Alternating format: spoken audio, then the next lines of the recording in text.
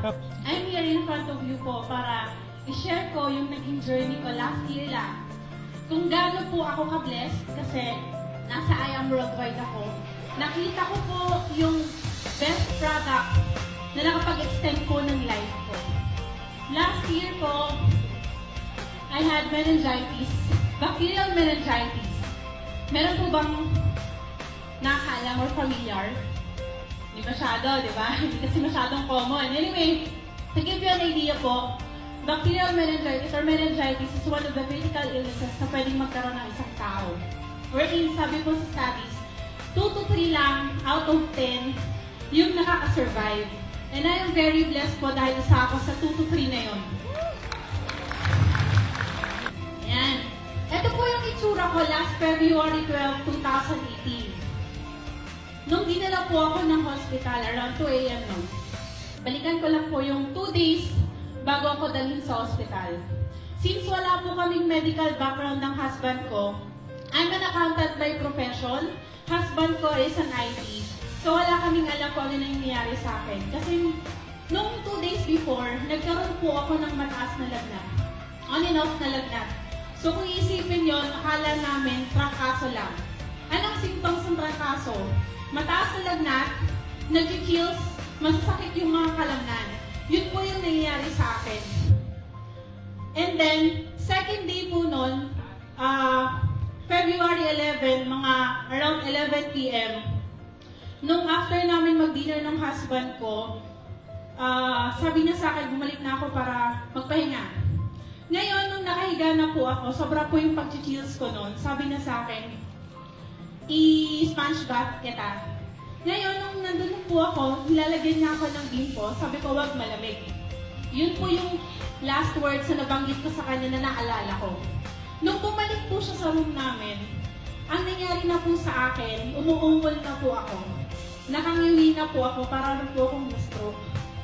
And the next po na nangyari sa akin, umihi na po ako sa bed.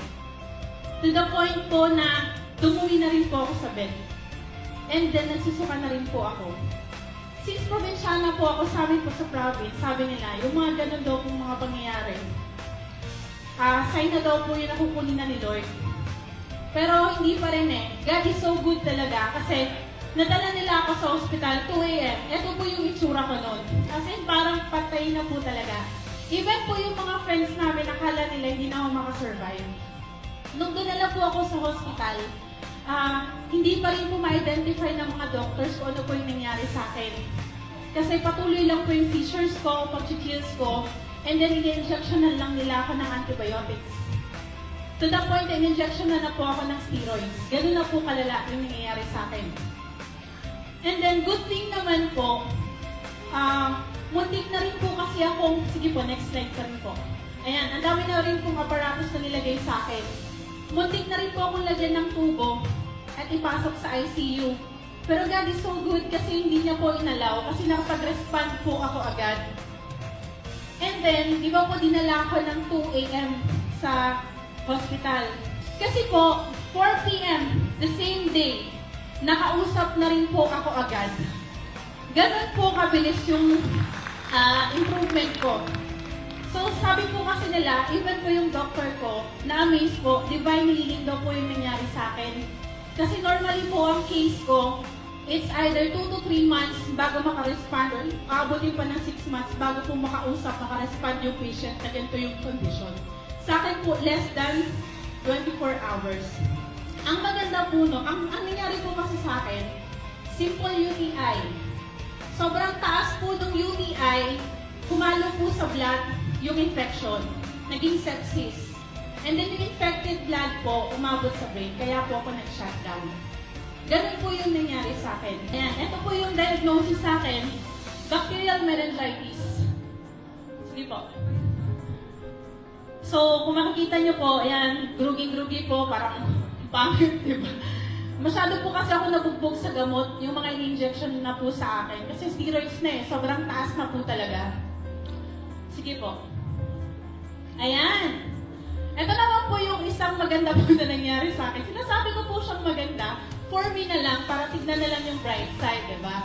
Since meron po kasi akong NGT for 2 days, yung food po, in a liquid form, pinapadaan siya dun sa NGP. Hindi ko siya matake. So, ang ginagawa, pag nilalagyan ako ng food doon, nilalabas ko rin siya. So, akala ko po, nagugutom lang ako. Second day, February 14, nung dinalo na po ako ng doctor ko, check niya po ako noon. Sabi ko sa kanya, Doc, nagugutom na po ata ako. Kasi parang naduduling po ako. Sabi ko. Ngayon, sabi ng doktor ko, check nga, sabi ng ganyan.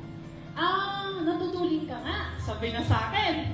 Anyway po, sabi ng doktor, hindi ko pa ma-determine for now kung temporary yan o permanent.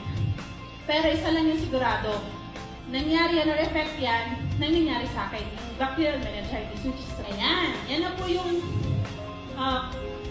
sura ko nun. Sige po, next time po. Ayan. Ang mga babae, kilay is life, tama ba? Pero try mo kayong magkilay na nakasarado yung isang mata. Try nyo lang din. Ang hirap kaya, di ba? Pero still, kilay is life. Next po.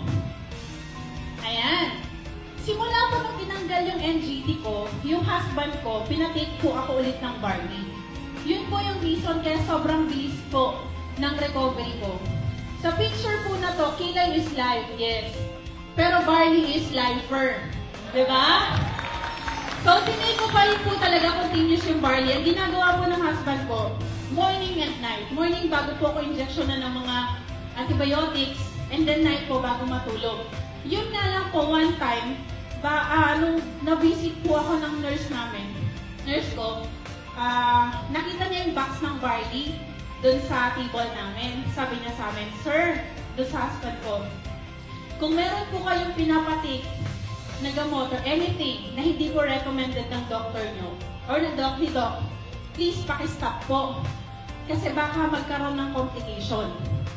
Since matigas yung ulo namin mag-asawa, secretly, patuloy namin tinitake or patuloy kong tinitake yung barley. Good thing naman po, ang bilis ng recovery ko. Ito, I think this is 6th day ko na after kong dinala sa hospital. Sige po, continue po. Ayan. Isa pa po, pakisabi ulit, good news! Good news! Ayan. Sa case ko po kasi, sabi nila, bago ka makalabas ng hospital, pwede kang umabot ng half year. Pag nakalabas ka ng hospital, it's either coma ka, bedridden ka, gulay ka, at napakarami mong maintenance. Sa akin po, 11th day, cleared na po ako sa meningitis. 11th day po ako nakalabas ng hospital. Alive and kicking, duli nga lang, pero alive and kicking. Nakakatayo, nakakapaglakad, normal na pong nagagawa. Yan po ako nun. Imagine, ninala po ako ng February 12, lumabas po ako February 23, 2018. Sobrang bilis po. Ayan, yung aking supportive husband, nakala ko mambababae na. Sige po. Next po. Ayan. Ito na po yung itsura ko. First Sunday, nung lumabas ako ng hospital. Next slide. Next. Sige po. February 25, if I'm not mistaken. Sige. Ayan, may date. February 25. Mukha na po bang normal? Hindi pa rin kasi yung mata. Pero po, lagyan nyo lang ng shades. Mukha na bang normal? Okay, then na, di ba? So, medyo natatanggal na yung security ko na hindi naman bababae yung asawa ka, di ba? Sige pa. Ayan. Ito po yung itsura ko nung pumunta po ako sa isang neuro-opta. Kasi yung, di ba po yung problema ko yung sa mata, in-advise po ako ng doktor ko na magpatingin sa isang neuro-opta. So, true enough po. Sige po, next po. Sige po. Sige po. Isa pa po. Ayan. March 5, 2018. Yan po yung itsura ko. Tanong po, halata po ba or makikitaan niyo po ba ng SAR na nagkaroon ng meningitis? Hindi, di ba? So, yan na po yung itsura ko noon. Ngayon, ito po, ikwento ko lang sa inyo. Nung nandun na po ako, chinecheck up na po ako ng neuro-opta, ang tanong niya po sa akin, Ma'am, sigurado ka bang nagka-meningitis ka? Sabi ko, Opo, Dok, ito po yung medical records ko, ganito, ganyan. Bakit po? And I quote, yung exact words po na sinabi niya. Kasi po parang hindi ka nagkaroon ng meningitis.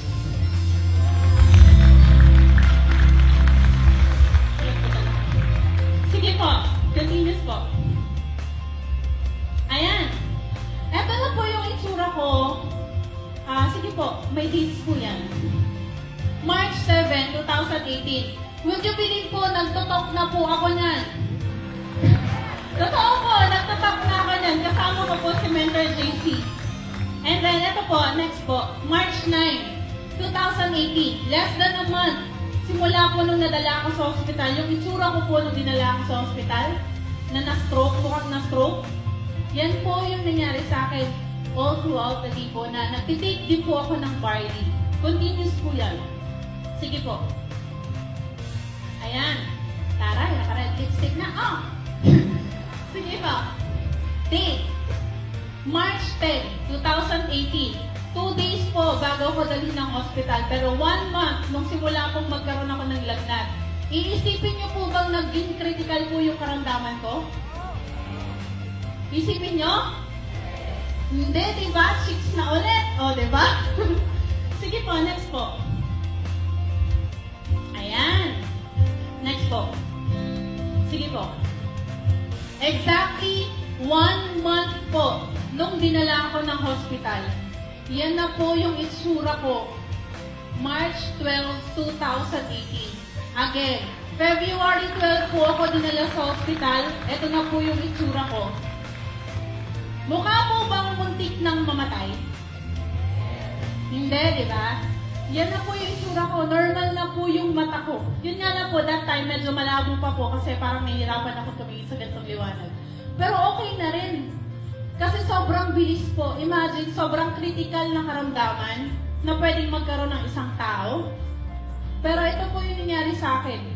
Alive and kicking po. Up to now, cleared po ako sa meningitis. Pinapalakpakan yan. Sige po, next po. Ayan. Iwan ko lang po sa inyo itong Bible verse na lagi ko pong sinasabi every time na nag-share ako. Mark 11:24. Therefore I tell you, whatever you ask for in prayer, believe that you have received it and it will be yours. Nung po kasing time na dinala ko sa hospital, nung February 12, even po yung mga friends ko na nagdala sa akin sa hospital, akala po nila mawawala na ako. Yung itsura ko yun, wala na. Kasi even po yung doctors, kapag tinatanong ng husband ko, hindi siya masagot. Pero, isang tao lang po yung naniwala at nag-claim, nag-pray na hindi ako mamamatay, hindi ako mawawala. Yun yung asawa ko. Inas niya kay Lord na huwag akong mawala kasi alam niya pakakasalan niya pa ako.